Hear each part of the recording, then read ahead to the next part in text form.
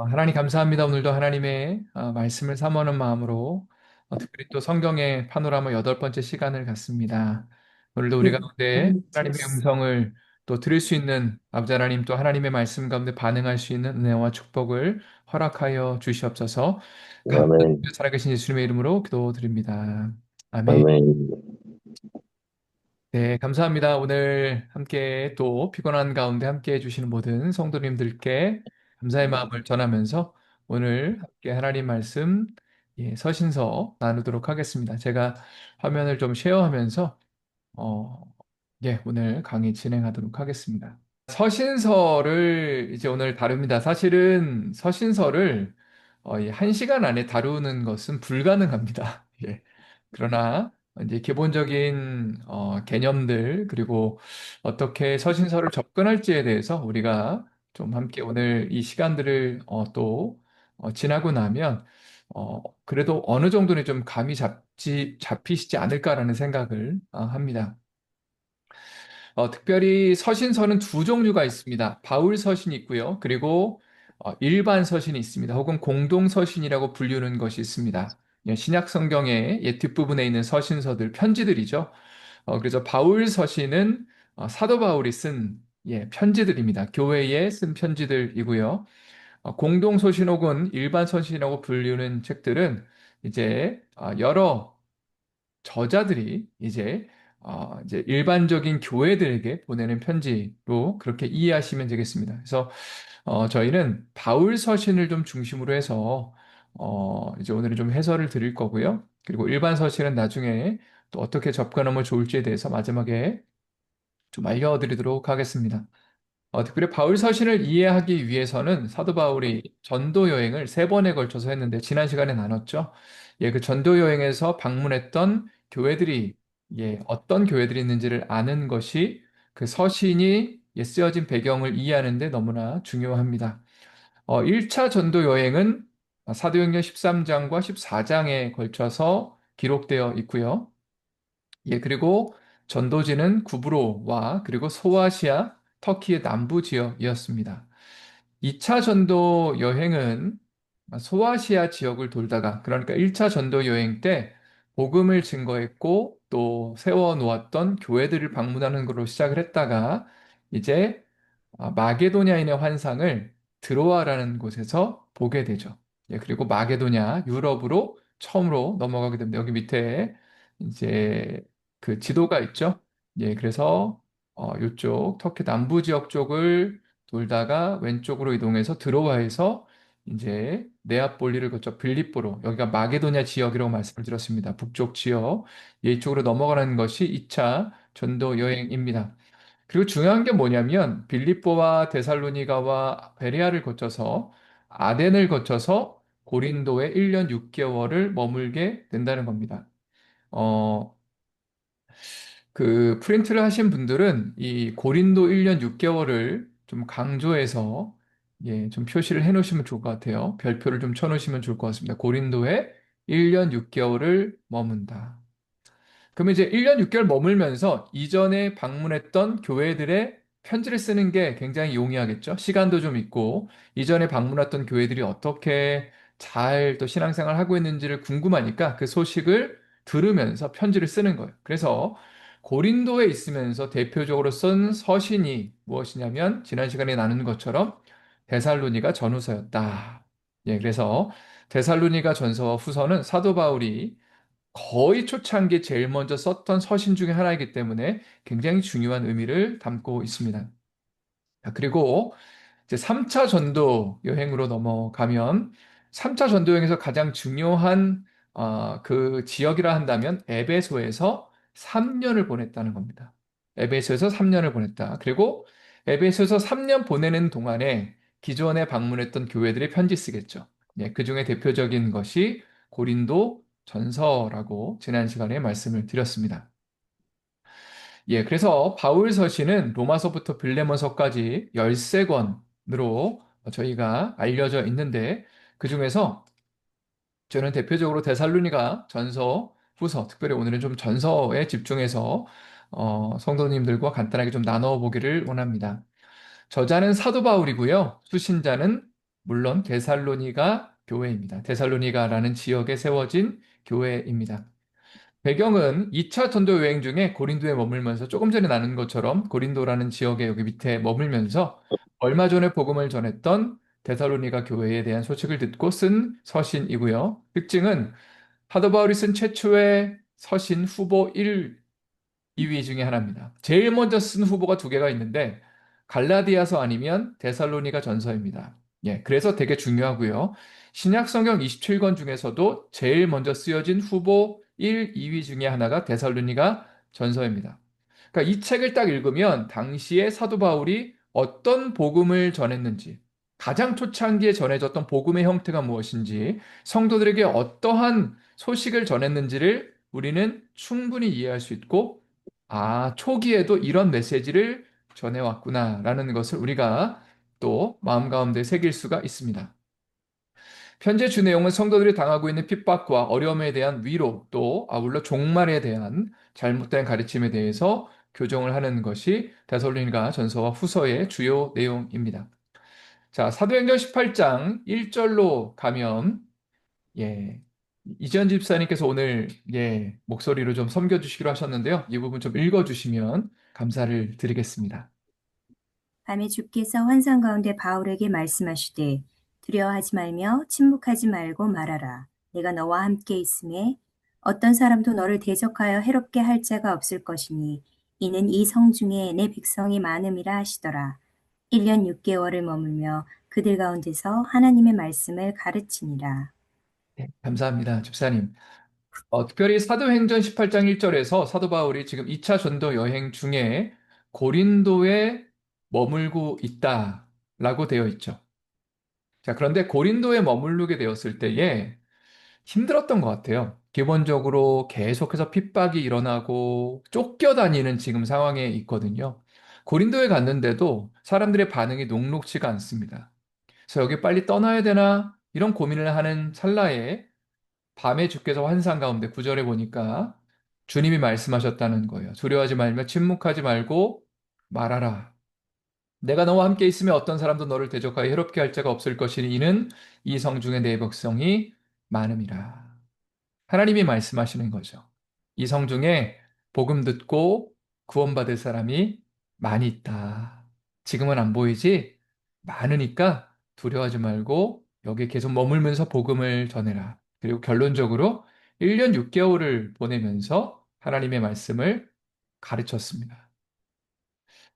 제가 질문을 이렇게 했어요. 믿음으로 이 땅을 산다는 것이 무엇일까라는 질문을 던져봅니다. 사도 바울도 본인이 정말 계획해서 하나님의 말씀을 여기저기에 막 증거하기를 원하는 마음, 그리고 교회가 건강하게 세워지길 원하는 마음으로 전도 여행을 시작했지만 지금 상황이 녹록치가 않은 거예요, 생각만큼. 의도하고 생각한 것처럼 사람들이 복음을 받아들이는 것까지는 참 좋은데 핍박이 일어나고 계속 쫓겨다니고 그리고 다른 데로 옮겨야 되고 비방을 받고 죽음의 위협을 받는 그 상황들 속에서 아, 이거 그만해야 되나라는 생각을 사도 바울도 했다는 거죠. 근데 믿음으로 이 땅을 산다는 것은 저는 이렇게 좀 적고 싶어요. 주님의 음성을 듣는 것이다. 상황은 내가 원하는 대로 바라는 대로 들지 않지만 주님의 음성을 사도 바울은 들은 거죠. 밤에. 그리고 환상 가운데 주님이 말씀하신 것을 들으니까 상황이나 환경을 바라보면서 뭔가 선택하는 것이 아니라 주님의 음성에 의해서 담대하게 말씀 전하면서 1년 6개월을 보냈다는 거죠. 자, 그리고 그 1년 6개월의 시간 동안에 주님의 말씀만 전하는 것이 아니라 밑에 제가 이렇게 적어 놨습니다. 복음을 전했고 서신들을 적으며 교회들을 독려하죠. 그리고 그 중 하나가 데살로니가 전서와 후서라는 겁니다. 그리고 오늘날 우리에게 남아져 있기 때문에 사도 바울이 초창기에 어떤 말씀을 전했는지를 우리가 볼 수가 있는 것입니다. 고대 데살로니가의 모습을 그려놓은 제가 그림을 찾아왔습니다. 굉장히 발전되고 부유했던 그런 로마의 도시 중에 하나였습니다. 정치적으로는 마게도냐 지역의 수도였고요. 그리고 항구 도시였기 때문에 무역로가 지나갔고, 그리고 여러 그 배들이 지나왔겠죠. 예, 상업이 발달돼 있었고 무역이 발달돼 있었을 거고요. 부유했을 겁니다. 로마 제국의 자유도시였고 다양한 민족들과 다양한 종교들이 아무래도 발달된 도시였기 때문에, 그리고 상업 도시였기 때문에, 그리고 항구 도시였기 때문에 많은 지역에서 돈을 벌기 위해서 혹은 이제 무역을 하기 위해서 많은 사람들이 몰려들고 또 많은 종교들이 있었을 겁니다. 자, 그런데 데살로니가 전서를 쓰게 된 배경에 대해서 어, 3장 1절부터 8절까지 다음과 같이 얘기를 하고 있는데 집사님께서 또 읽어주시면 감사를 드리겠습니다. 이러므로 우리가 참다 못하여 우리만 아덴에 머물기를 좋게 생각하고 우리 형제 곧 그리스도의 복음을 전하는 하나님의 일꾼인 디모데를 보내노니 이는 너희를 굳건하게 하고 너희 믿음에 대하여 위로함으로 아무도 이 여러 환난 중에 흔들리지 않게 하려 함이라. 우리가 이것을 위하여 세움받은 줄을 너희가 친히 알리라. 우리가 너희와 함께 있을 때에 장차 받을 환난을 너희에게 미리 말하였는데 과연 그렇게 된 것을 너희가 아느니라. 이러므로 나도 참다 못하여 너희 믿음을 알기 위하여 그를 보내었노니 이는 혹 시험하는 자가 너희를 시험하여 우리 수고를 헛되게 할까 함이니 지금은 디모데가 너희에게로부터 와서 너희 믿음과 사랑의 기쁜 소식을 우리에게 전하고 또 너희가 항상 우리를 잘 생각하여 우리가 너희를 간절히 보고자 함과 같이 너희도 우리를 간절히 보고자 한다 하니 이러므로 형제들아 우리가 모든 궁핍과 환난 가운데서 너희 믿음으로 말미암아 너희에게 위로를 받았노라. 그러므로 너희가 주 안에 굳게 선즉 우리가 이제는 살리라. 아멘. 여기에 보니까 지금 사도 바울이 왜 이 서신을 쓰게 됐는지에 대해서 설명이 나옵니다. 1절에 보니까 우리가 참다 못할 우리만 아단에 머물기를 좋게 생각한다. 지금 사도행전을 읽다 보면요. 사도 바울의 2차 전도행 루트가 어떻게 되냐면 지금 데살로니가에 들렸다가 그 다음에 베레아를 갔다가 아덴까지 내려오거든요. 예. 근데 아덴에서 사도 바울이 지금 이렇게 생각하는 거예요.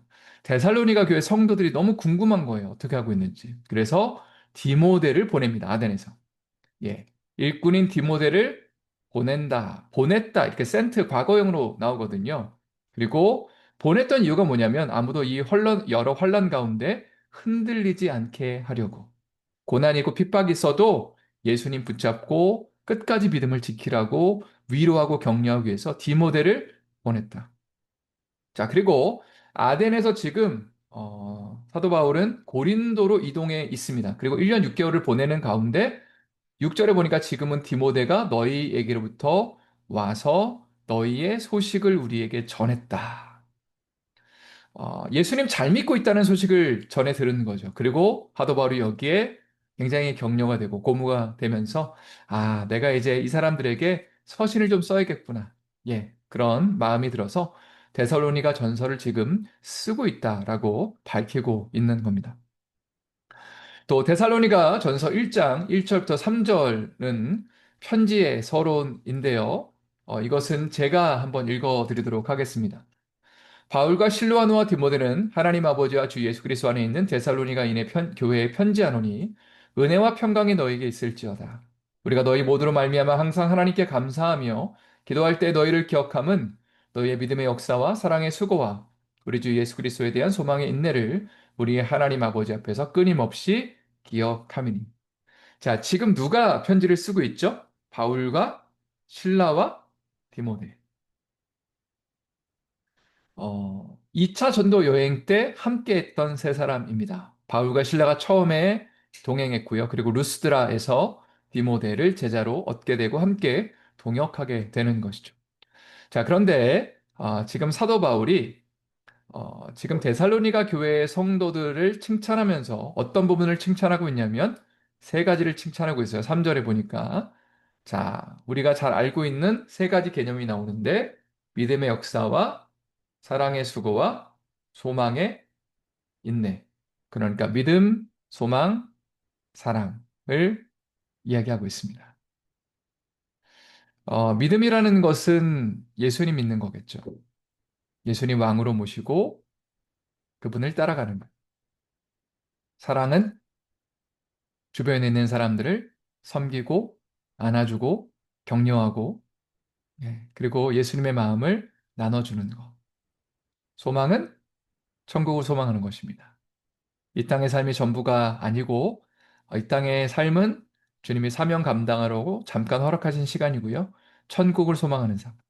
이 세 가지를 중요한 게 뭐냐면 사도 바울이 처음에 데살로니가 전서가 그가 보냈던 거의 처음 서신 중에 하나라고 말씀드렸잖아요. 그가 처음부터 예수 믿는 게 뭐냐라고 질문했을 때 이 세 가지를 성도들에게 가르쳤다는 겁니다. 우리에게도 마찬가지예요. 예수 잘 믿는 게 뭐냐? 믿음, 사랑, 소망대로 사는 겁니다. 한번 돌아보세요. 나는 이 세 가지대로 살고 있는가? 어떤 문제가 있고 어려움이 있고 아픔이 있을 때에 믿음대로 살고 있는가? 그리고 사랑하면서 살고 있는가? 정말로 우리 주변에 품을 수 없다고 생각하는 사람들, 품으며 사랑하며 섬기며 살고 있는가? 예수의 마음으로 사랑하는가? 그리고 천국을 소망하는가? 이 세 가지를 우리 마음 가운데 새기는 것이 사도 바울이 처음부터 강조했던 예수 믿는 삶의 기본이라는 것입니다. 또 데살로니가전서 1장 4절부터 6절의 말씀 또 이재현 집사님께서 한번 읽어주시면 감사를 드리겠습니다. 하나님의 사랑하심을 받은 형제들아, 너희를 택하심을 아노라.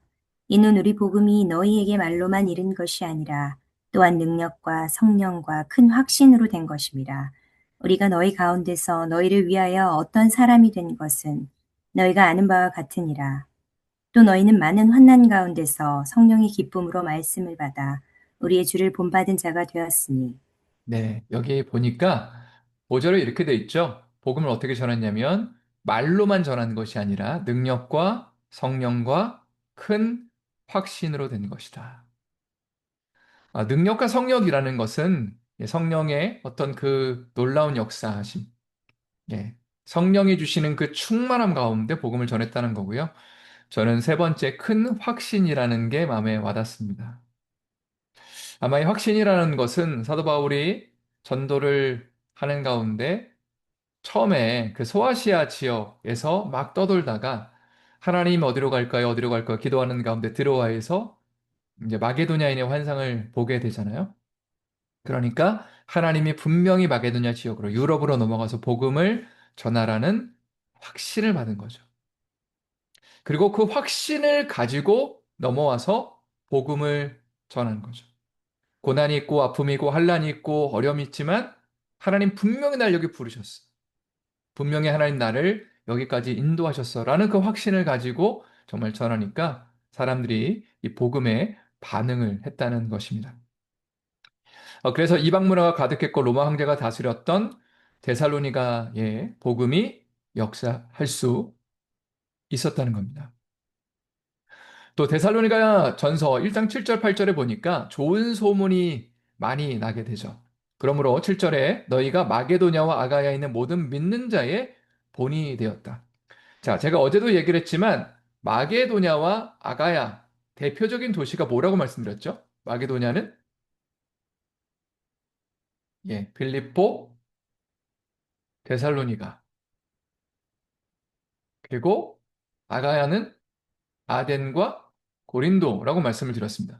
이게 대표적인 도시들을 기억하면 그러면 이제 마게도냐라는 표현 혹은 아가야 지방이라는 표현이 나오면 이 도시들을 얘기하는구나를 우리가 알 수 있죠. 그래서 고린도후서 8장 1절에 봐도 형제들아 하나님께서 마게도냐 교회들에게 주신 은혜를 우리가 너에게 알게 하노니 고린도 교회 성도들한테 아가야 지방에 있는 교회죠. 고린도는 근데 뭐라고 얘기하냐면 윗지방에 있는 마게도냐 교회들 빌립보 교회나 데살로니가 교회를 지금 언급을 하고 있다는 것을 보게 됩니다. 이제 데살로니가전서 2장으로 가보도록 하겠습니다. 데살로니가에서 복음을 전할 때에 당시의 상황이 녹록지가 않았는데 그때의 정황을 한번 또 저희 살펴보도록 하겠습니다. 집사님 부탁드립니다.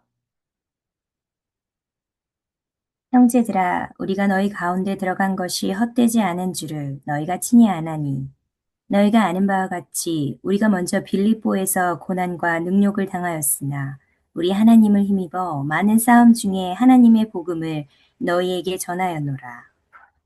우리의 권면은 간사함이나 부정에서 난 것이 아니요 속임수로 하는 것도 아니라 오직 하나님께 옳게 여기심을 입어 복음을 위탁받았으니 우리가 이와 같이 말함은 사람을 기쁘게 하려 함이 아니요 오직 우리 마음을 감찰하시는 하나님을 기쁘시게 하려 함이라. 너희도 알거니와 우리가 아무 때에도 아첨하는 말이나 탐심의 탈을 쓰지 아니한 것을 하나님이 증언하시느니라. 또한 우리는 너희에게서든지 다른 이에게서든지 사람에게서든지는 영광을 구하지 아니하였노라. 우리는 그리스도의 사도로서 마땅히 권위를 주장할 수 있으나 도리어 너희 가운데서 유순한 자가 되어 유모가 자기 자녀를 기름과 같이 하였으니 우리가 이같이 너희를 사모하여 하나님의 복음뿐 아니라 우리의 목숨까지도 너희에게 주기를 기뻐함은 너희가 우리의 사랑하는 자 됨이라. 우리가 이같이 너희를 사모하여 하나님의 복음뿐 아니라 우리의 목숨까지도 너희에게 주기를 기뻐함은 너희가 우리의 사랑하는 자 됨이라. 아멘. 여기 보니까 데살로니가 교회에 복음을 전하기 직전에 빌립보라는 지역에 들렸다 가잖아요. 2차 전도 여행 중에. 자, 그런데 어떤 일이 있었냐면 빌립보에 감옥에 갇히게 되죠. 예. 사도행전에 나오는 내용입니다. 빌립보에서 고난과 능욕을 당했지만 우리 하나님의 힘입어서 많은 싸움 중에 하나님의 복음을 너희에게 전했다. 자, 그리고 이렇게 말을 하죠. 3절에 보니까 우리의 권면은 복음을 전하는 것은 간사함이나 부정 혹은 속임수로 하는 것이 아니라 하나님께 옳게 여기심을 받아서 복음의 위탁을 받았고 하나님을 기쁘시게 하려 함이라. 자, 그리고 7절에 아주 중요한 표현이 나옵니다. 그리스도의 사도로서 마땅히 권위를 주장할 수 있으나 너희 가운데 유순한 자가 되어 유모가 자기 자녀를 기름같이 하였다. 그러니까 막 화를 내고 뭔가 강압적으로, 억압적으로 복음을 전하고 사람들에게 뭔가를 요구했다는 것이 아니라 유순한 자가 되어서 유모가 아이를 기르는 것처럼 부드럽게 타이르며 그러나 사랑으로 정말 목숨까지 내어주기를 원하는 마음으로 너희를 섬겼다라고 그렇게 기록하고 있습니다. 바울이 평상시에 어떤 마음과 심정을 가지고 교회들을 또 양육하고 주의 복음을 전했는지를 알 수 있는 대목입니다. 또 데살로니가전서 5장 3절부터 5절에 보면 이제 종말에 대한 권고가 나오죠. 이것도 집사님께서 한번 읽어주시면 감사를 드리겠습니다. 그들이 평안하다 안전하다 할 그때에 임신한 여자에게 해산의 고통이 이름과 같이 멸망이 갑자기 그들에게 이르리니 결코 피하지 못하리라. 형제들아, 너희는 어둠에 있지 아니하매 그날이 도둑같이 너희에게 임하지 못하리니 너희는 다 빛의 아들이요 낮의 아들이라. 우리가 밤이나 어둠에 속하지 아니하나니. 네, 종말에 대한 사도 바울의 권고는 무엇이냐면 도둑같이 임한다. 이 말씀 원래 누가 먼저 하셨는지 아세요? 이 말씀은 예수님이 하신 말씀입니다. 사복음서에서 기록이 돼 있죠. 예수님이 종말에 대해서 얘기를 하면서 예, 도둑같이 임할 거다라고 말씀을 하십니다. 근데 재밌는 건 뭐냐면 예수님의 말씀이 기록된 사복음서는 나중에 기록된다고 말씀드렸죠. 그런데 사도 바울은 주의 날이 도둑같이 임한다는 그 말씀을 이미 알고 있었던 거예요.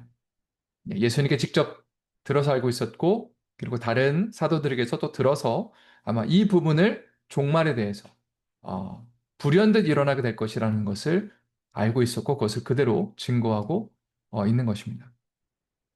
또 우리를 향한 하나님의 뜻이 무엇이냐? 이것은 다 같이 한번 읽어보도록 하겠습니다. 시작. 항상 기뻐하라, 쉬지 말고 기도하라, 범사에 감사하라. 이것이 그리스도 예수 안에서 너희를 향하신 하나님의 뜻이니라. 우리를 향한 하나님의 뜻이 무엇이냐라고 질문했을 때에 세 가지를 잘하는 것이다라고 되어 있습니다. 항상 기뻐하는 것. 기뻐할 수 있는 이유는 간단합니다. 예수님 안에 있기 때문에 기뻐하는 것입니다. 어렵고 힘든 일이 있어도 성경은 그래도 예수님 안에서 기뻐해라. 또 쉬지 말고 기도해라. 어렵고 힘든 일 있을 때에 좌절하지 말고 낙담하지 말고 기도해라. 그리고 범사의 모든 일에 감사를 고백해라. 이것이 그리스도 예수 안에서 너희를 향하신 하나님의 뜻이다. 성령 충만한 삶을 어떻게 살아가는지를 또 이야기를 하고 있는 것입니다. 여기까지가 이제 데살로니가 전서의 내용이고요. 시간이 이제 좀 흐릅니다. 데살로니가 전서는 2차 전도 여행 중에 고린도에서 사도 바울이 1년 6개월 머물 때에 쓴 서신이고요. 고린도 전서는 3차 전도 여행 중에 사도 바울이 에베소에서 머물 때에 고린도에 있는 교회에 쓴 서신입니다. 예, 그래서 고린도전서 16장 18절에 보면 이런 표현이 등장하죠. 고린도 교회 편지 쓰면서 이렇게 쓴다는 거예요. 내가 오순절까지 에베소에 머물려 함은 이렇게 언급을 한 걸 보면 지금 사도 바울이 어디 있어요? 예, 에베소에 머물고 있다는 것을 알 수 있습니다. 특별히 3차 전도 여행 중에 한 2년 반 정도를 머문 것으로 추정하고 있습니다. 2년 반. 그리고 거기서 두란노 서원에서 말씀을 가르쳤다는 것을 우리는 또 알고 있습니다. 자, 그런데 사도행전 19장에 보면 이제 사도 바울이 어떠한 루트를 가지고 복음을 전했는지를 기록하고 있는데 이것은 3차 전도 여행의 이제 기록입니다. 아볼로가 고린도에 있을 때 바울이 윗지방으로 다녀 에베소에 와서 어떤 제자들을 만나라고 시작을 하고요. 에베소에서 이제 한 2년 반 정도의 시간을 보내게 됩니다. 그리고 이제 여기서 엄청난 부흥을 맛봅니다. 아시아에 있는 모든 사람들이 복음을 들었다라는 표현이 등장하거든요. 그러면서 20절에 이와 같이 주의 말씀이 힘이 있어 흥왕하여 세력을 얻으니라. 복음이 정말 여기저기로 계속해서 퍼져나가고 열매 맺는 것을 보았을 때에 아주 중요한 구절이 하나 나오죠. 이리 순회 바울이 이렇게 말합니다. 마게도냐와 아가야를 거쳐 예루살렘에 가기로 작정하여 이르되 내가 거기 갔다가 후에 로마도 보아야 하리라. 자, 지금 루트를 한번 지도를 한번 보시면요. 에베소에서 머물고 있죠, 지금. 여기서 2년 반 있다가 초록색 화살표를 따라가 보면 드로아까지 갔다가 지금 초록색 라인을 따라 쭉 가게 됩니다, 실제로. 그러니까 지금 어떻게 계획하고 있는 거예요? 에베소에서 어떻게 계획하고 있냐면 마게도냐까지 갔다가 아가야, 밑에 아가야라고 그랬죠? 아가야까지 갔다가 여기서 예루살렘까지 갔다가 그리고 어디를 본다고 그랬어요? 예, 로마도 보아야 하리라 하면서 지금 기도하면서 지금 자신의 그 일정, 전도행 일정을 계획하고 있는 것을 보게 됩니다. 자, 저작 배경, 고린도 전서가 어떻게 쓰여졌냐? 바울은 에베소에 머물면서 2차 전도 여행에서 세운 고린도 교회에 대한 소식들, 특별히 여러 문제들에 대해서 듣게 됩니다. 교회 안의 분열과 제의의 문제에 대해서 좀 이야기를 해줘야겠다, 권고해야겠다라는 생각이 들면서 사랑의 마음으로 쓴 것이 바로 고린도 전서입니다.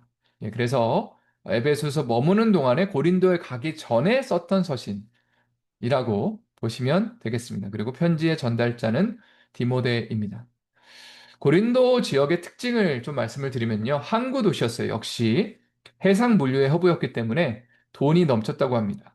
인생의 기준이 사람들이 얼마나 잘 되냐, 성공하냐가 중요한 삶의 가치였습니다. 또 음란한 도시였다고 합니다. 음란한 문화가 굉장히 일상적으로 또 생활 깊숙이 파고들었다고 하고요. 아프로디테 신전에는 1000명이 넘는 여사제와 성전 창기들이 상주하고 있었다고 합니다. 또 소피스트들, 그러니까 그리스 지역이었기 때문에 철학이 발달돼 있었겠죠. 궤변가들이 많았고 말을 잘하고 똑똑해 보이는 것이 중요했습니다. 자, 고린도 교의 특징을 한번 살펴볼게요. 성공과 지혜를 추구하는 사회적 분위기. 돈이 많고 사람들이 막 성공하니까 이런 거를 추종하는 분위기 속에서 고린도 교회 근대 성도들은 가난하고 배우지 못한 사람들이 많았습니다. 자, 그리고 분쟁을 했고요. 음행의 문제가 있었고요. 성도끼리 소송하는 문제가 있었습니다. 그리고 예배 가운데도 문제가 있었고요. 은사에도 문제가 있었습니다.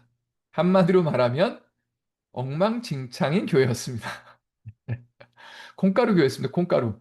뭐 보니까 듣도 보도 못한 문제들이 여기 다 있어요. 다 모여 있어요. 생각을 해보니까 이 부분이 중요한 것 같아요. 성공과 지혜를 추구하는 사회적 분위기 속에서 가난하고 배우지 못한 사람들이 많았습니다. 근데 복음이 증거되니까 사람들이 상처나고 아픈 자들이 복음의 그 영광과 은혜 가운데 처음엔 깨지는 거죠. 예수님 만나고 나니까 너무 행복한 거죠. 너무 감격스러운 거죠. 내 삶을 다 드릴 것 같은 그런 감동이 임하고 정말 견고하게 성장하고 자라는 것처럼 보이는 거예요. 예, 그런 사회적인 분위기 속에서 똑똑함을 추구하고 지혜를 추구하는 그 속에서 성공하지 못한 자들이 예수님 때문에 힘을 얻고 능력을 얻습니다. 자, 그런데 사도 바울이 1년 6개월 머물다가 떠나고 나니까 거기서부터 문제가 터지는 거예요. 성령 충만할 때는 문제들이 드러나지 않았죠. 자, 그런데 성령 충만이 떨어지니까, 그리고 영적인 리더가 제대로 세워지지 않으니까 지금 여러 가지 지금까지 살아왔던 삶의 문제들, 아픔들, 정말 목소리 큰 것들, 똑똑한 척 해왔던 것들, 이런 것들, 또 음란하게 살았던 것들이 지금 자연스럽게 교회 안에서 다 튀어나와서 교회에 여러 가지 문제들이 발생하는 것이 당시에 고린도 교회의 정황이었다는 겁니다. 그 교회를 대상으로 해서 이제 이런 문제들을 성경적으로 어떻게 복음 안에서 다뤄야 될지를 이야기하는 것이 고린도 전서의 내용입니다. 자, 그런데 사도 바울이요, 참 지혜가 있는 것 같아요. 먼저 책망할 게 많은데 칭찬으로 시작합니다. 예. 너네 이런 것도 있고 이런 것도 잘하고 있다면서 칭찬으로 시작하는데 제가 읽어드릴게요. 그래서 예수 안에서 너에게 주신 하나님의 은혜로 말미암아 내가 너희를 위하여 항상 하나님께 감사하노니 이는 너희가 그 안에서 모든 일 곧 모든 언변과 모든 지식에 풍족함으로 그리스도의 증거가 너희 중에 견고하게 되어 너희가 모든 은사에 부족함이 없이 우리 주 예수 그리스도의 나타나심을 기다립니다. 여기 모든 언변과 모든 지식에 풍족하다. 이게 무슨 의미겠어요? 지금 성공과 지혜를 추구하는 사회적 분위기 속에서 고린도 교회 성도들은 가난하고 배우지 못하는 사람들이 많았지만 어쨌든 간에 사회적 분위기 가운데 말을 잘하고 그리고 지혜를 추구하는 분위기가 많았다는 거죠. 실제로 말을 잘하는 사람들이 많았고, 그래도 지식이 풍족한 사람이 나름대로는 그 안에서는 많았다는 거예요. 그래서 그거를 칭찬하고 있는 거죠. 이런 사람들이 말씀을 가르쳐 주면 쉽게 깨닫습니다. 은혜도 쉽게 받는 것처럼 보입니다. 그리고 모든 은사에도 부족함이 없다. 그 성공을 추구하는 사회 속에서 어렵고 힘들게 사는 그 사람들, 상처나고 모나고 아픈 사람들이 예수님 믿고 성령 충만하니까 여러 은사들을 받으니까 삶이 변화되는 것처럼 보였다는 거죠. 자, 그런데 이걸로 끝이 아니라 성령 충만이 떨어지고 나니까 여러 가지 문제들이 발생을 하게 됩니다. 첫 번째 문제는요, 분쟁이었습니다. 분쟁. 교회 안에서 서로 파가 갈라지는 문제였죠. 예, 한번 이전 집사님께서 읽어주시면 감사를 드리겠습니다. 고린도전서 1장 10절부터입니다. 형제들아, 내가 우리 주 예수 그리스도의 이름으로 너희를 권하노니 모두가 같은 말을 하고 너희 가운데 분쟁이 없이 같은 마음과 같은 뜻으로 온전히 합하라.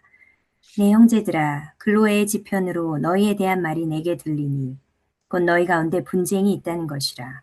내가 이것을 말하거니와 너희가 각각 이르되 나는 바울에게, 나는 아볼로에게, 나는 게바에게, 나는 그리스도에게 속한 자라 한다는 것이니 그리스도께서 어찌 나뉘었느냐.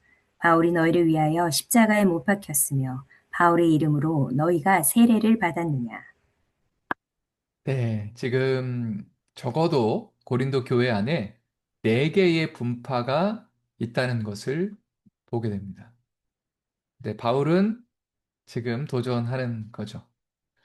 13절에 그리스도께서 어찌 나뉘었느냐. 바울이 너희를 위해 십자가에 못 박혔으며 바울의 이름으로 너희가 세례를 받았느냐. 사람의 이름은 중요하지 않고 예수님만 높임 받으셔야 되고 예수님만 주목받으셔야 되는데 너희가 지금 복음의 본질을 오해하고 있다라고 지금 책망하고 있는 것이죠. 또 고린도전서 1장 20절부터 보면 그들은 성공을 추구했던 것 같습니다. 예, 지혜를 추구하고 그리고 높아지기를 추구했던 사람들이죠. 그런 사람들에게 예수 그리스도의 십자가를 구하는 것이 최고의 덕이다라고 도전을 하고 있습니다. 예, 이 말씀도 한번 집사님께서 읽어주시면 감사를 드리겠습니다. 지혜 있는 자가 어디 있느냐? 선비가 어디 있느냐? 이 세대의 변론가가 어디 있느냐? 하나님께서 이 세상의 지혜를 미련하게 하신 것이 아니냐? 하나님의 지혜에 있어서는 이 세상이 자기 지혜로 하나님을 알지 못하므로 하나님께서 전도에 미련한 것으로 믿는 자들을 구원하시기를 기뻐하셨도다. 유대인은 표적을 구하고 헬라인은 지혜를 찾으나 우리는 십자가에 못 박힌 그리스도를 전하니 유대인에게는 거리끼는 것이요 이방인에게는 미련한 것이로되 오직 부르심을 받은 자들에게는 유대인이나 헬라인이나 그리스도는 하나님의 능력이요 하나님의 지혜니라. 하나님의 어리석음이 사람보다 지혜롭고 하나님의 약하심이 사람보다 강하니라.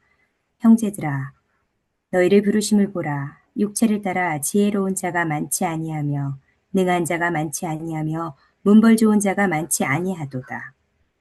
네, 감사합니다. 제가 이런 질문을 넣었습니다. 고린도 교회 성도들의 대부분의 구성원들은 어떤 사람들이었나? 딱 보니까 26절에 육체를 따라 지혜로운 자가 많지 않고 능한 자가 많지 않고 문벌 좋은 자가 많지 않다.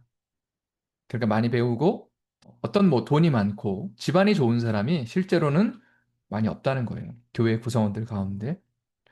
그럼에도 불구하고 20절에 어떤 삶을 추구했냐면 이렇게 도전하고 있죠. 지혜 있는 자가 어디 있느냐? 선비가 어디 있느냐? 이 세대의 변론가가 어디 있느냐? 아마 당시에 고린도 교회 성도들은 그런 어떤 성공과 지혜를 추구하는 사회적 분위기 속에서 그런 것들을 따라갔던 것 같아요.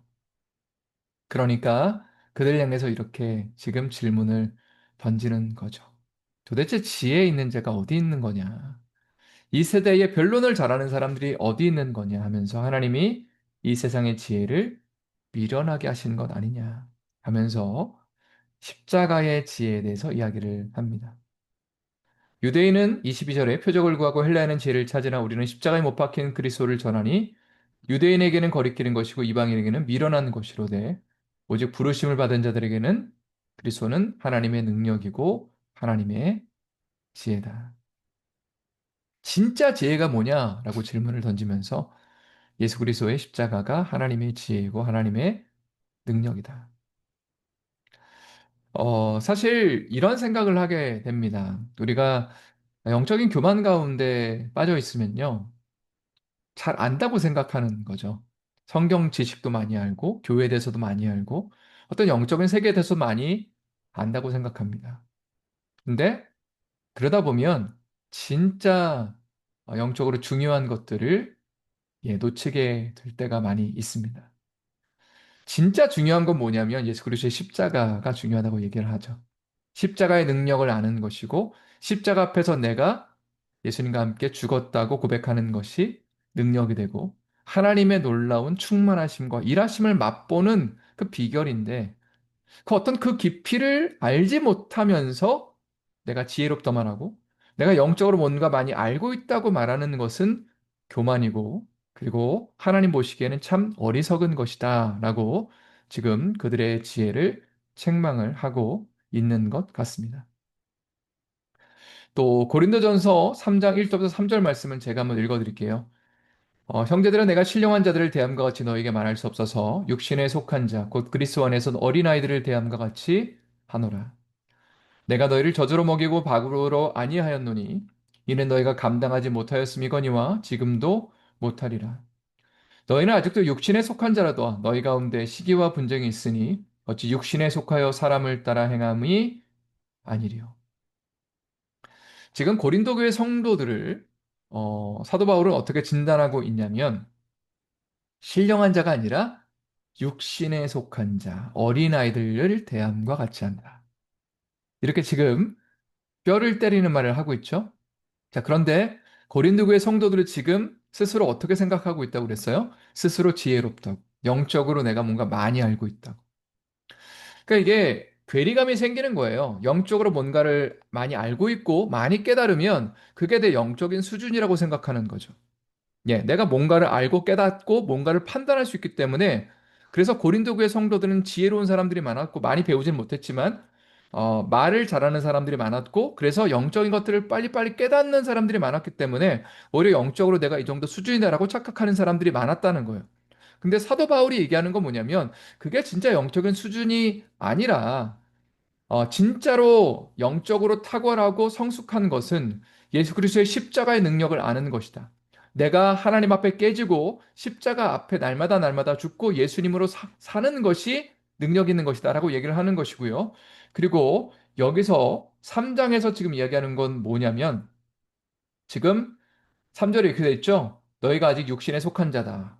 너희 가운데 시기와 분쟁이 있으니 너희가 육신에 속하여 사람을 따라 행함이 아니려. 지금 육적인 크리스천이라고 얘기하는 이유가 뭔가 지식적으로 탁월하고 뭔가를 깨달은 것으로 영적으로 성숙하다고 말하는 것이 아니라 그들의 삶의 열매를 보는 거죠.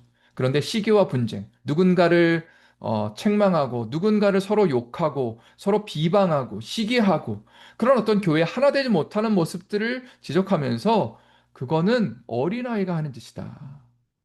너희가 백날 알고 있고 깨닫는 거 아무 소용없다. 그 말씀을 실천하지 않으면 그게 무슨 소용이 있냐라고 지금 책망하고 있는 거예요. 너무 어리석다. 너무 지금 어린이 같다라고 지금 아주 강력하게 이야기를 하고 있는 거죠. 예, 그래서 우리가 이 말씀을 통해서 진짜 영적인 성숙이 무엇인가를 좀 돌아볼 필요가 확실하게 있는 것 같습니다. 고린도전서 3장 16절과 17절 말씀에서는 우리가 어떤 똑똑한 지혜를 추구하는 것이 아니라 거룩한 삶을 추구해야 된다라고 또 이야기를 하고 있죠. 같이 한번 읽어볼게요. 16절, 17절 함께 읽겠습니다. 너희는 너희가 하나님의 성전인 것과 하나님의 성령이 너희 안에 계시는 것을 알지 못하느냐. 누구든지 하나님의 성전을 더럽히면 하나님이 그 사람을 멸하시리라. 하나님의 성전은 거룩하니 너희도 그러하니라. 지금 또 어떤 문제가 있었냐면요. 똑똑하다고 생각하고 영적으로 뭔가 탁월하다고 생각하는 사람들이 음란이라는 걸 즐겼다는 거죠. 예. 그러니까 너희에게 지식이 필요한 것이 아니라 너희가 하나님의 성전인 것과 하나님의 성령이 너희 안에 거하시는 것을 믿고 너희가 거룩함을 추구해야 된다. 예. 어떤 지식적인 깨달음 중심의 신앙이 아니라 실제로 삶을 살아내는 거룩을 추구하고 사랑의 열매를 맺는 그런 삶을 도전하고 있습니다.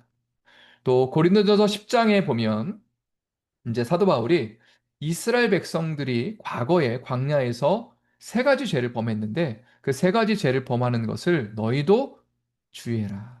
너희도 이걸 조심해야 된다라고 경고하고 있는 장면입니다. 한번 또 이지연 집사님께서 읽어주시면 감사를 드리겠습니다. 그들 가운데 어떤 사람들과 같이 너희는 우상 숭배하는 자가 되지 말라. 기록된 바 백성이 앉아서 먹고 마시며 일어나서 뛰논다 함과 같으니라. 그들 중에 어떤 사람들이 음행하다가 하루에 2만 3천 명이 죽었나니 우리는 그들과 같이 음행하지 말자. 그들 가운데 어떤 사람들이 주를 시험하다가 뱀에게 멸망하였나니 우리는 그들과 같이 시험하지 말자. 그들 가운데 어떤 사람들이 원망하다가 멸망시키는 자에게 멸망하였나니 너희는 그들과 같이 원망하지 말라. 그들에게 일어난 이런 일은 본보기가 되고 또한 말세를 만난 우리를 깨우치기 위하여 기록되었느니라. 그런즉 선줄로 생각하는 자는 넘어질까 조심하라. 사람이 감당할 시험 밖에는 너희가 당한 것이 없나니 오직 하나님은 미쁘사 너희가 감당하지 못할 시험 당함을 허락하지 아니하시고 시험 당할 즈음에 또한 피할 길을 내사 너희로 능히 감당하게 하시느니라. 네, 아멘. 지금 이스라엘 백성들이 광야에서 범죄한 것들을 예로 들면서 지금 죄를 경고하고 있습니다. 이스라엘 백성들이 분명히 어린 양의 피로 구원받았다고 저희가 몇 주 전에 나눴잖아요. 하나님의 은혜 가운데 구원받고, 그리고 하나님의 백성으로서 언약을 맺고, 또 하나님의 그 임재로 상징되는 그 성막이 그들 가운데 있었는데도 불구하고 이스라엘 백성들이 몇 가지 죄를 범했습니다. 그리고 결국 망했잖아요. 멸망했잖아요. 가나안 땅에 못 들어갔잖아요. 그러니까 이것을 보면서 반면교사 삼으라고. 그러면서 우상 숭배하지 말고 음행하지 말고 원망하지 말고 시험하지 말라는 도전을 지금 하고 있는 겁니다. 그리고 12절에 아주 중요한 표현이 등장하죠. 선줄로 생각하는 자는 넘어질까 조심하라. 그러니까 지금 고린도 교회 성도들은요, 선줄로 생각하는 사람이 많았던 것 같아요.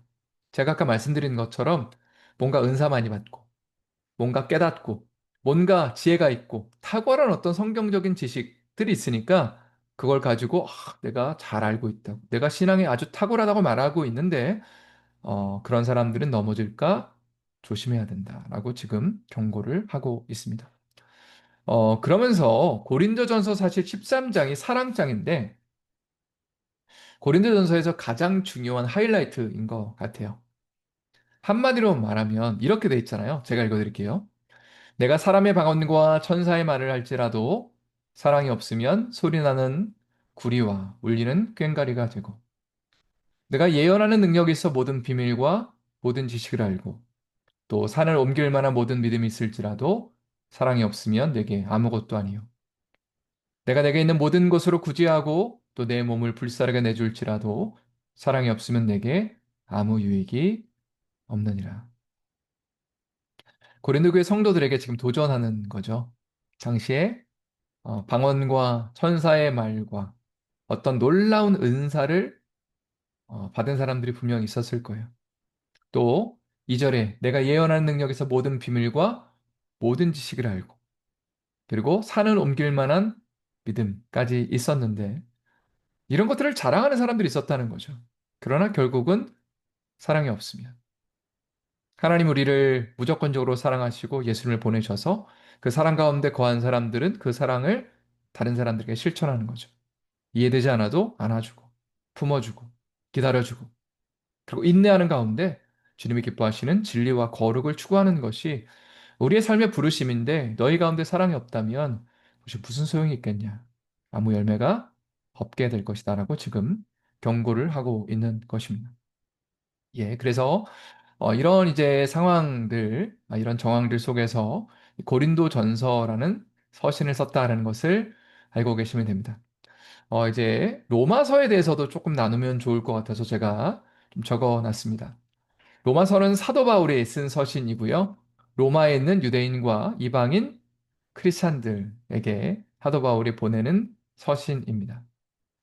특별히 바울은 3차 전도 여행 중에 고린도에서 3달을 머물게 되는데 여기서 로마서를 썼습니다. 이제 지도 한번 다시 한번 보여드리면요. 예.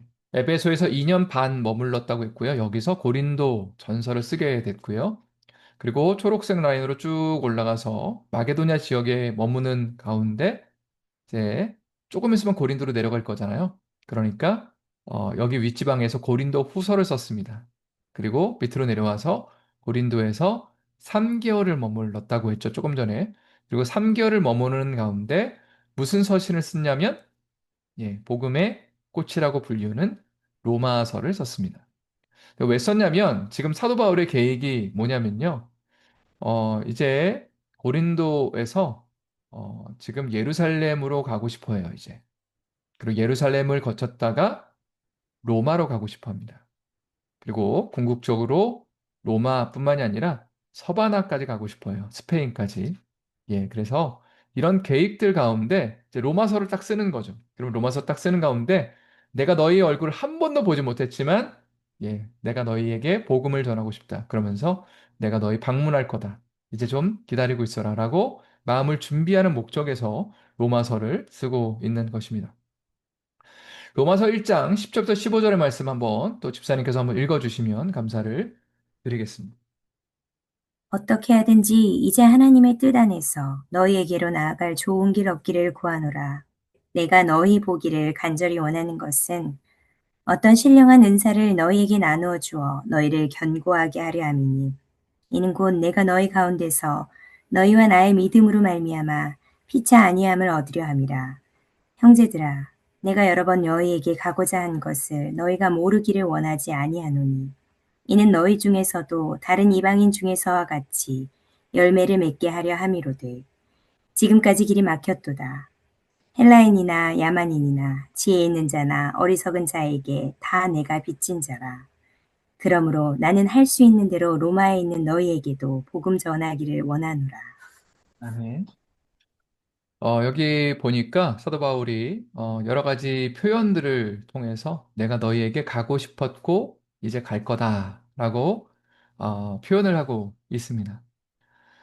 그러면서 15절에 이런 아주 중요한 표현이 나오는데, 그러므로 나는 할 수 있는 대로 로마에 있는 너희에게도 복음 전하기를 원한다. 근데 지금 로마서의 수신인이 누구냐면요, 로마에 있는 유대인과 이방 크리스찬들이에요. 이미 예수님 믿고 있는 사람들한테 뭐라고 표현하냐면 너희에게도 복음 전하기를 원한다. 되게 특별한 표현이죠. 왜냐면 우리가 이해하는 것처럼 복음이라는 게 예수님 안 믿는 사람들한테 전하는 건데, 사도 바울은 내가 너에게 복음 전하고 싶다. 그렇게 지금 이야기를 하고 있는 거죠.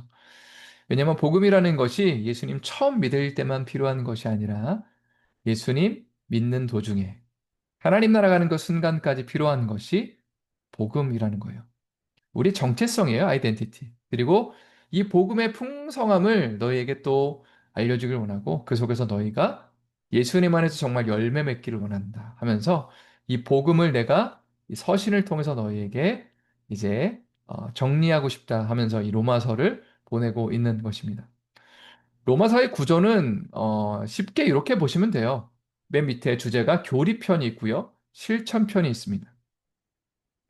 1장부터 11장까지는 교리예요.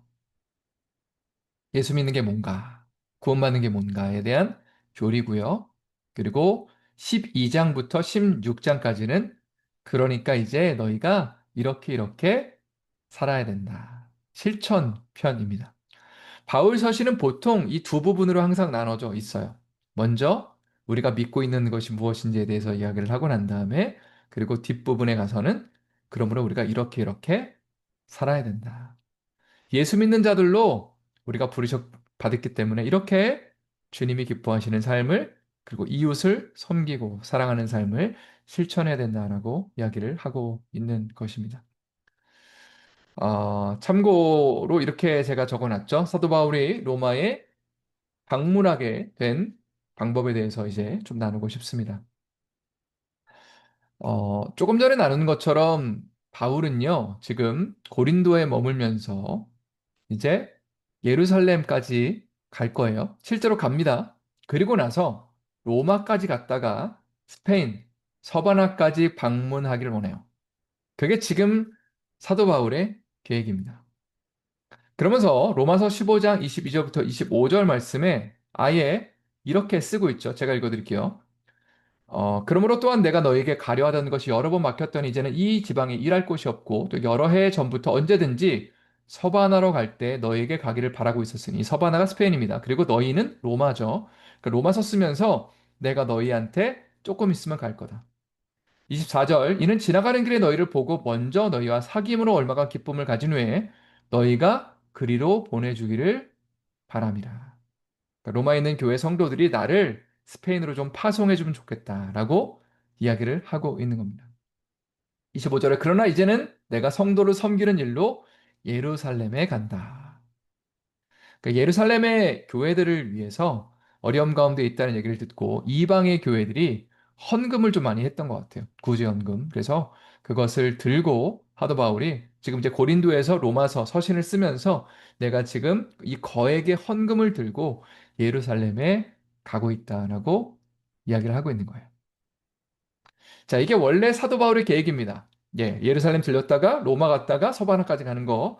자, 그런데 하나님이 인도하신 계획은 항상 다릅니다. 반전 있죠, 항상. 예, 하나님이 더 좋은 곳으로 인도하시는데, 그러나 인간적으로 보기에는 이해되지 않는 부분들이 있습니다. 하나님이 인도하신 계획은 예루살렘에 가서 유대인들에 의해 로마인들에게 결박을 당하고 감옥에 갇히는 것이었습니다. 예, 사도행전 20장 22절부터 24절 말씀, 또 한번 집사님께서 읽어주시면 예, 감사를 드리겠습니다. 보라, 이제 나는 성령에 매어 예루살렘으로 가는데 거기서 무슨 일을 당할는지 알지 못하노라. 오직 성령이 각 성에서 내게 증언하여 결박과 환난이 나를 기다린다 하시나. 내가 달려갈 길과 주 예수께 받은 사명, 곧 하나님의 은혜의 복음을 증언하는 일을 마치려 하면은 나의 생명조차 조금도 귀한 것으로 여기지 아니하노라. 예, 지금 사도 바울이 고린도를 떠나서 예루살렘으로 가는 도중에 이제 에베소의 장로들을 만나서 지금 하는 말입니다. 성령에 매여 예루살렘으로 지금 가고 있는데 무슨 일을 당할지는 잘 모르겠다. 23절에 오직 성령이 각성에서 내게 증언하여 결박과 환란이 나를 기다린다. 예루살렘으로 가면 너 붙잡힐 거다라고 경고를 받았다는 거예요. 그러니까 원래 의도와 생각은 예루살렘 갔다가 로마 가서 그리고 서바나, 스페인까지 가서 복음 증거하기를 원했고 그렇게 기도했고 지금 실제로 예루살렘으로 가고 있는데 하나님 가라고 그랬으니까 가는 거예요. 일단 예루살렘까지는. 자, 그런데 하나님이 하시는 말씀이 거기 가면 너 결박당할 거다, 환란당할 거다라고 말씀하신다는. 그래서 이게 뭐지 도대체? 그럼 로마를 어떻게 간다는 거지? 이렇게 의문은 들지만 순종함으로 지금 가고 있다고 얘기를 하는 거죠. 그러면서 나의 부르심은 이거라는 거예요. 내가 달려갈 길과 주 예수께 받은 사명, 곧 하나님의 은혜의 복음 증언하는 일을 마치려면 나의 생명조차 조금도 귀한 것으로 여기지 아니하노라. 나는 로마 가고 싶고 서바나 가고 싶지만 그러나 어쨌든 하나님의 궁극적 부름은 복음 전하는 것에 내 생명 바치는 거다. 이야기를 지금 하고 있는 거죠. 실제로 바울이 갔던 루트는 다음과 같습니다. 예루살렘 갔을 때 체포됩니다. 그리고 가이사랴에 2년 동안 감금됩니다. 예, 이스라엘의 북쪽에 있는 항구 중에 하나예요. 가이사랴. 2년 동안 감금됩니다. 근데 그 막 굉장히 힘들었던 감옥에 갇히는 건 아니고요. 가택 연금 같은 그런 형식으로 이제 집안에 그냥 갇혀 있는 그러나 자유롭게 사람을 만날 수 있는 그런 형태로 2년 동안 감금이 됩니다. 자, 그리고 2년 정도 지났을 때 가이사 로마 황제에게 상소를 합니다. 당시에 사도 바울이 로마 시민권을 가지고 있었기 때문에 로마 황제에게 직접 재판을 받을 수 있는 권리가 있었거든요. 그래서 내가 복음을 전하다가 억울하게 지금 감옥에 갇혔는데 나는 정말로 이 결박을 당할 이유가 없습니다를 지금 항변을 하다가 로마 황제에게 내가 실제로 상소를 해야겠다. 그리고 로마로 호송이 되죠. 그리고 로마에 도착하고 또 여기서 또 가택연금을 당하게 됩니다. 자, 그러면서 사도행전의 결론이 이거예요. 사도행전 28장 30절부터 31절 말씀. 땅 끝까지 복음이 증거된다라고 예수님 말씀하셨잖아요. 자, 이것의 결론입니다. 30절, 31절 다 같이 한번 읽어볼게요. 바울이 온 이태를 자기 셋집에 머물면서 자기에게 오는 사람을 영접하고 하나님의 나라를 전파하며 주 예수 그리스도에 관한 모든 것을 담대하게 거침없이 가르치더라. 그 로마에 가서 하나님의 말씀을 자유롭게 거침없이 담대하게 가르쳤다 하면서 사도행전이 막을 내리게 됩니다.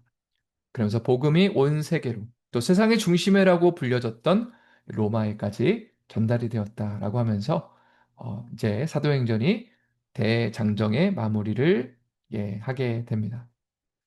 질문 세 가지를 넣었어요. 하나님의 일하심은 나의 기대와 어떻게 다르게 역사하는가?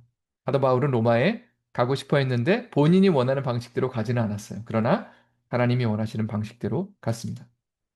두 번째 중요한 것, 가이사랴에서 2년 동안 감금된 동안에 바울은 무엇을 했을까? 여기서 학자들의 의견이 조금 다르긴 하지만 옥중 서신을 적습니다. 에베소서, 빌립보서, 골로새서, 빌레몬서.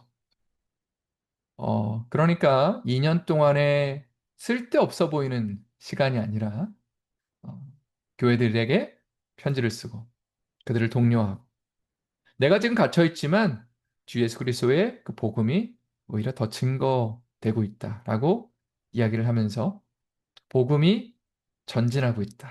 너희도 담대해라. 또 하나님 나라에 들어가려면 너희가 고난을 받아야 된다라고 이야기를 하면서 지금 2년의 시간을 가이사랴에서 그렇게 의미 있게 보내고 있는 것이죠. 또 내가 원하는 일이 펼쳐지지 않았을 때에 하나님의 일하심을 우리는 어떻게 분별하며 순종해야 하는 너무나 간단합니다. 정답은 말씀과 기도를 통해서 하나님의 일하심을 분별하고 순종해야 됩니다. 분명한 것은 우리 크리스천들의 삶 가운데 하나님의 계획이 계획 밖에서 벌어지는 일은 하나도 없다는 것을 기억할 필요가 있습니다. 하나님의 섭리 가운데 우리 크리스찬들은 모든 것이 합력하여 선을 이루게 됩니다. 이해되지 않는 일이라 할지라도 중요한 것은 그것을 해석할 수 있는 영적인 시야를 갖는 것이죠. 그래서 기도해야 되고 말씀을 통해서 주님의 음성을 듣는 것이 필요합니다. 자, 일반 서신은요, 제가 딱 두 줄 적어놨습니다. 예, 지금 8권의 책을 야고보서, 베드로전후서, 요한 1, 2, 3서, 유다서, 히브리서를 적어놨는데요. 특징은요, 보편적 수신자입니다. 다양한 주제. 쉽게 말해서 특정 교회의 상황이 나타나잖아요. 뭐 고린도 교회의 상황, 빌립보 교회의 상황, 혹은 데살로니가 교회의 상황이 나타나지 않아요. 그냥 제너럴리하게 뭐 여러 교회들 어떤 이제 좀 브로드한 지역의 어떤 교회들이 보내는 편지라든지 어쨌든 일반적인 사람들에게 보내는 편지처럼 이게 되어 있기 때문에 그래서 여러 신앙의 주제들이 나와서 일반 서신은 여러분들이 기도하면서 읽으시면 그냥 거기서부터 오는 또 감동이 있습니다. 또 우리의 삶의 정황을 또 돌아볼 수 있는 그런 여지들이 또 일반 서신에 많이 나타나기 때문에 예, 그런 분들을 참고하시면 좋을 것 같습니다. 예, 여기까지 오늘 또 강의 마무리 예, 하고요. 내일은 8시에, 저녁 8시에 현장에서 저희가 또 마지막 성경의 파노라마 강의 하도록 하겠습니다. 2주의 시간이 생각보다 굉장히 짧게 지나고 있는 것 같습니다. 예. 그러나 하나님의 말씀은 또 영원하고 신실하고 그 말씀의 은혜가 충만히 넘치기를 소망하면서 제가 마무리 기도하겠습니다. 하나님 감사합니다. 하나님의 말씀은 우리의 삶의 양식이 되고 또 등이 되고 빛이 됨을 주님 고백합니다. 하나님의 말씀에 은혜와 충만함이 우리의 삶의 자리에 임하게 해주시고 우리의 삶에 영적인 교만이나 내가 무엇인가를 많이 알고 있다는 착각이 아니라 십자가의 능력을 알게 하여 주시고 또 주님의 음성을 듣고 주님의 말씀에 순종하며 그리고 하나 되고 연합하며 사랑을 실천하는 열매 맺는 우리의 삶과 가정과 교회에 되게 하여 주시옵소서. 감사드리며 살아계신 예수님의 이름으로 기도드립니다. 아멘. 감사합니다. 할렐루야.